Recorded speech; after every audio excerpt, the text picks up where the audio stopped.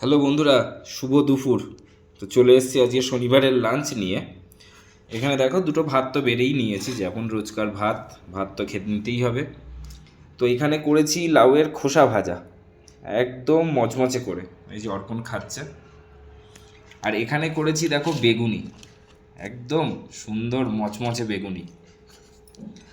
আর করেছি বন্ধুরা এখানে লাউ দিয়ে ডাল, একদম গাঢ় গাঢ় করে লাউ দিয়ে টমেটো দিয়ে ডাল, মুগ ডাল, এই হলো।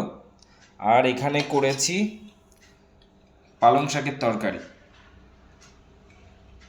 আলু দিয়ে বেগুন দিয়ে, একটু সামান্য জিরের গুঁড়ো দেওয়া হয়েছে, আর নুন হলুদ মিষ্টি, এই। আর এখানে করেছি আলু পেঁয়াজকালি ভাজা।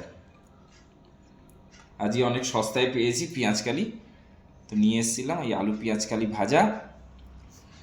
আর এখানে হলো পালং শাক, লাউ দিয়ে মুগ ডাল, বেগুনি ডালের সাথে খাওয়ার জন্য। আর এখানে হলো